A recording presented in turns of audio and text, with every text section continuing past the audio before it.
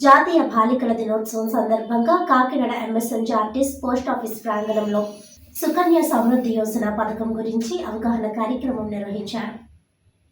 ఈ కార్యక్రమానికి ముఖ్య అతిథిగా Kakinada south sub division postal inspector M Lakshman Kumar పాల్గొని సుకన్య సమృద్ధి యోజన పథకం గురించి అవగాహన కల్పించారు. ప్రధానమంత్రి నరేంద్ర మోడీ 2015వ సంవత్సరంలో బేటీ బచావో బేటీ పడావో, ఆడపిల్లలను రక్షించు ఆడపిల్లలను చదివించు అనే నినాదంతో ఈ సుకన్య సమృద్ధి యోజన పథకాన్ని ప్రవేశపెట్టినట్లు తెలిపారు. ఇది ఆడపిల్లలకు ఎంతగానో ఉపయోగపడే పథకమని, 10 సంవత్సరాల లోపు ఆడపిల్లలందరూ ఈ అకౌంట్ను ఓపెన్ చేసుకోవాలని కోరారు. ఈ పథకం మీ చిన్నారి తల్లుల బంగారు భవిష్యత్తుకు కొండంత భరోసా అని, పూర్తి వివరాలకు దగ్గరలో ఉన్న పోస్ట్ ఆఫీస్ను సంప్రదించి ప్రతి ఒక్కరూ ఈ అవకాశాన్ని సద్వినియోగం చేసుకోవాలని తెలియజేశారు. ఈ సందర్భంగా Kakinada urban ICDS project Jagannathapuram 2 sector ఆధ్వర్యంలో బాలికలకు వారి పేరెంట్స్ ద్వారా సుకన్య సమృద్ధి యోజన పథకం అకౌంట్స్ ఓపెన్ చేయించారు. ఈ కార్యక్రమంలో Indian post payments bank senior manager Raj Kumar, Kakinada south sub division postal inspector M Lakshman Kumar, sub post master DVV Satyanarayana, Kakinada urban ICDS project officer A Jyothi, sector supervisor KS Arunasri, anganwadi వర్కర్లు తదితరులు పాల్గొన్నారు. సాధారణంగా మనకి భారతదేశంలో ఏంటంటే అమ్మాయి పుట్టిందనగానే ఫస్ట్ ఏడు మొహం పెట్టేవారు. ఇప్పుడు మారిందనుకోండి ట్రెండ్. అమ్మాయి పుట్టిందంటే మనకి పోబడి తప్ప రాబడి ఏం లేదనే ఉద్దేశంతో ఉన్నారు. ఇప్పటికీ చాలా చోట్ల ఉన్నారు. కానీ రాను ఇప్పుడు ఏంటంటే గడిచిన 10 సంవత్సరాల నుంచి 5 సంవత్సరాల నుంచి ఇంకేంటంటే పరిస్థితి మారుతాం. ఇప్పుడు ప్రతి ఒక్కరు ఏంటంటే అబ్బాయిల కంటే కూడా అమ్మాయిలు పుడితే బాగుందని కోరుకుంటున్నారు. ఒకప్పుడు అబ్బాయిలు అయితే ఏదో కట్నాలు తీసుకొస్తారు, లేకపోతే రేపు పొద్దున్న తల్లిదండ్రులు ముసలైన తర్వాత వేళ్ళ పోషిస్తారు అన్న ఉద్దేశంలో ఉండేవారు. అందుకే ఆడపిల్లలు పుట్టగానే ఏదో పాపం చేసినట్టు తల్లిదండ్రులు చూడడం, తల్లిదండ్రులు సంతోషంగా ఉన్నా చుట్టుపక్కల అందరూ కలిపారు నీకు అమ్మాయి పుట్టిందని చెప్పి ముందు వాళ్ళు బాధపడిపోయి వాళ్ళు సంతోషంగా ఉన్న వాళ్ళు కూడా బాధ పెట్టేసే విధంగా చేసేవారు. కానీ ఇప్పుడు ప్రజెంట్ మారిందండి. ఇప్పుడు అమ్మాయిలా బాగా చూస్తున్నారు అబ్బాయిలతో పోల్చుకుంటే. కాబట్టి ఇప్పుడు అబ్బాయిలు ఎక్కువ అమ్మాయిలు తక్కువ అనేది ఏమీ లేదండి. దీన్ని దృష్టిలో ఉంచుకొని భ్రూణ హత్యలు అంటే శిశు హత్యలు ఎక్కువగా అమ్మాయిలనే శిశువులుగా చంపేసేవారు. ప్రెగ్నెన్సీ టైంలోనే అమ్మాయిని తెలిస్తేనే అబార్షన్ చేయించేసుకోవడం, ఇటువంటి కేసులు మన దేశంలో బాగా ఎక్కువ ఉంటాయి. దీన్ని అధిగమించాలి, ఈ పరిస్థితి మనం తప్పించాలనే ఉద్దేశంతో మన ప్రధానమంత్రి నరేంద్ర మోడీ గారు ఏం చేశారంటే 2015లో సుకన్య సమృద్ధి యోజన అనే పథకాన్ని తీసుకురావడం జరిగింది. అంటే సాధారణంగా అమ్మాయి పుట్టిందనగానే తల్లిదండ్రుల భయం ఏంటి, ఇంకా పుట్టే ఇంకా 2 రోజులు కూడా అవ్వదు అప్పుడే పెద్ద మనిషి ఫంక్షన్ గురించి పెళ్లి గురించి ఆలోచించేస్తారు. అంతే కదా, ఫంక్షన్ అయినప్పుడు రజిస్టర్ ఫంక్షన్కి బోర్డంతా ఖర్చు అయిపోతే, తర్వాత పెళ్లి సమయానికి బోర్డని కట్టడానికి పిలుచుకోవాలి. సో ఆ టైంలో తల్లిదండ్రులు ఇబ్బంది పడకూడదు అని చెప్పేసి ఈ అకౌంట్ని వాళ్ళు ప్రధానమంత్రి మోడీ గారు తీసుకోవడం జరిగింది. ఈ స్కీమ్ స్టార్ట్ చేసినప్పుడు స్టార్టింగ్లో 1000 రూపాయలు ఉండేది మినిమం స్టార్టింగ్ డిపాజిట్. అయితే తర్వాత మన పల్లెటూరులో కానీ లేకపోతే గ్రామాల్లో ఏజెన్సీలో వాళ్ళు కొంచెం కట్టుకోవడం ఇబ్బంది అవుతుందని చెప్పేసి దాన్ని 250 రూపాయలకి ఇచ్చారు. ఇప్పుడు అకౌంట్ 250 రూపాయలు పెట్టి మనం ఓపెన్ చేసుకోవాలి. మినిమం ఫస్ట్ డిపాజిట్ 250 రూపాయలు. ఈ అకౌంట్ చేయడం ద్వారా ఏంటంటే 250 రూపాయలు పెట్టి అకౌంట్ ఓపెన్ చేస్తారు. తర్వాత మన దగ్గర ఎంత అమౌంట్ ఉంటే అంత కట్టుకోవచ్చు. 250 రూపాయల నుంచి 2,50,000 ఒక ఏడాదికి 1,50,000 1,50,000 వరకు ఎంత మనం కట్టుకోవచ్చు మన ఓపికని బట్టి. మరి మీరు 100 రూపాయలు కట్టుకోగలిగితే 100 రూపాయలు కట్టుకుంటారు, 1,50,000 కట్టుకోగలిగితే 1,50,000 కట్టుకుంటారు.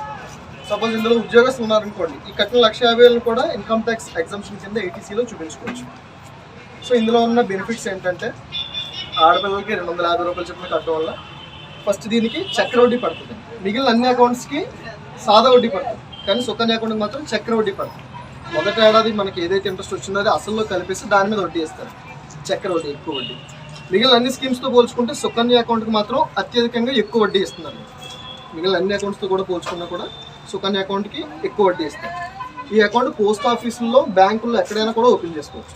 మీరు ఒక చోట ఓపెన్ చేసుకున్నారు, భారతదేశంలో ఏ పోస్ట్ ఆఫీస్ అయినా మీరు డబ్బులు కట్టుకోవచ్చు, భారతదేశంలోనే ఏ పోస్ట్ ఆఫీస్ నుంచి అయినా డబ్బులు తీసుకోవచ్చు. ఆన్లైన్ ఫెసిలిటీ కూడా ఉంది. IPPB యాప్ ద్వారా కూడా మీరు ఇంట్లో ఉండే కూడా డబ్బులు కట్టుకోవచ్చు. ఇవి మంచి 3 ఫెసిలిటీస్. 4వది, మీరు డబ్బులు కట్టిన తర్వాత పాపకి ఒక 18 ఇయర్స్ వచ్చిన తర్వాత హయ్యర్ ఎడ్యుకేషన్ కోసం మీరు అప్పుడు దాకా కట్టిన డబ్బులు సెకండ్ డబ్బులు గవర్నమెంట్ ఇస్తుంది. 18 ఇయర్స్కి ఇంటర్ కంప్లీట్ అవుద్ది, చక్కగా ఈ మెడిసిన్ సీటు లేకపోతే ఇంజనీరింగ్ సీటు వచ్చింది. సాధారణంగా మన వాళ్ళు ఏం చేస్తారు, అబ్బాయిలు అయితే చదివిస్తారు, అమ్మాయిలు చదివించరు. ఎందుకు, పెళ్లి చేసి పంపించాలి కాబట్టి ఈ డబ్బులు కట్నంకి ఉపయోగపడతాయని చెప్పేసి అమ్మాయిలు చదివించరు. కానీ ఇప్పుడు ఆ ట్రెండ్ మారిందండి. ఇప్పుడు చాలా మంది ఆలోచన విధానం మారింది. అమ్మాయిలు బాగా చదివిస్తున్నారు, వాళ్ళేం తక్కువ లేదు. ప్రతి రంగంలోనే ఆడవాళ్ళే ముందున్నారు. మేడం గారు మంచి ఎగ్జాంపుల్, మీకున్న సూపర్వైజర్స్ అందరూ మంచి ఎగ్జాంపుల్. సో ఆ టైంలో మనం ఎవరి దగ్గరికి వెళ్ళి అప్పులు చేయకుండా, లేకపోతే ఎవరి దగ్గర చేయించాల్సిన అవసరం లేకుండా మీరు ఏవైతే డబ్బులు దాచుకున్నారో ఆ డబ్బుల్నే మనం అకౌంట్ నుంచి తీసుకోవచ్చు. అందులో half the amount education purpose half the amount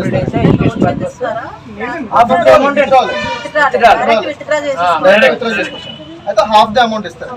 suppose మీరు అప్పటికి ఒక 10 లక్షలు అయింది అనుకోండి జమ, ఒక 5 లక్షలు ఇస్తారు.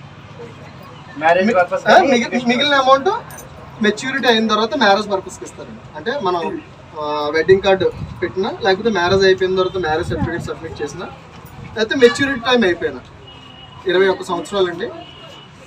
మీరు కట్టేది 15 సంవత్సరాలు. తర్వాత మిగిలిన సంవత్సరం మీరు కట్టాల్సిన అవసరం లేదు, గవర్నమెంటే వడ్డీ ఇస్తుంది. మన దగ్గర ఏదైతే బ్యాలెన్స్ ఉందో దాని మీద ప్రతి ఏడాది వడ్డీ ఇస్తుంది అండి, చక్కెర వడ్డీ.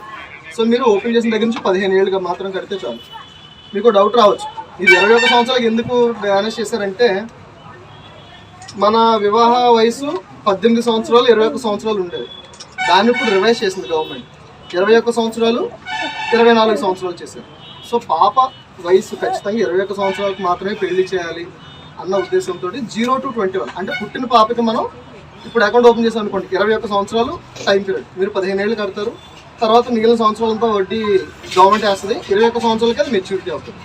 21 సంవత్సరాల తర్వాత మాత్రమే తల్లి కానీ తండ్రి కానీ తీసుకోవడానికి ఉండదు డబ్బులు. పాప పేరు మీద ఉంది కాబట్టి పాపకు మాత్రం డబ్బులు ఇస్తారండి.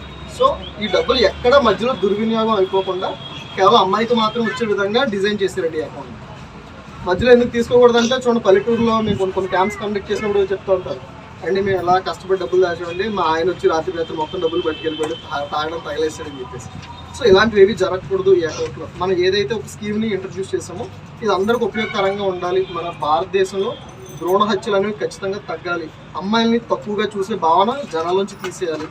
అందరికీ ఆర్థిక భద్రత కల్పించాలన్న ఉద్దేశంతో ఈ 21 ఇయర్స్కి అకౌంట్ని డిజైన్ చేయడం జరిగిందండి. 21 సంవత్సరాలు. సో మీరు కట్టాల్సిన 15 ఏళ్ళు, 21 సంవత్సరాలు కట్టాల్సిన అవసరం. మీకు ఇక్కడ ఇంకో అనుమానం రావచ్చు, అండ్ ఇప్పుడు మా పాపకు 5 సంవత్సరాలు 6 సంవత్సరాలు మేము కూడా 15 ఏళ్ళు కట్టాలా అని. అప్పుడు దాకా అవసరం లేదండి. మీరు పాపకి ఎప్పుడైతే వివాహం చేస్తారో ఆ టైంకి డబ్బులు మీకు వచ్చేస్తాయి.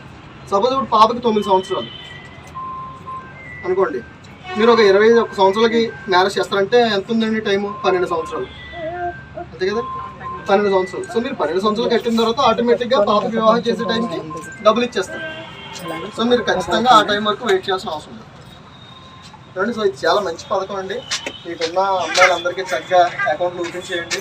ఈరోజు ఆడపిల్లలు ఎవ్వరికీ తక్కువ కాదు, అన్ని రంగాల్లో దూసుకెళ్తున్నారు. ఇంకా చెప్పాలంటే అబ్బాయిల కంటే కూడా వాళ్ళే ఎడ్యుకేషన్లో కానీ మిగిలిన అన్ని విషయాల్లో కానీ చాలా బలంగా దృఢంగా ఉన్నారు. ఎందుకంటే స్త్రీ శక్తికి ఉన్నది ఏంటంటే, మీరున్నంత ఓర్పుగా సహనంగా అంత బలంగా మగజాతి ఉండలేదండి.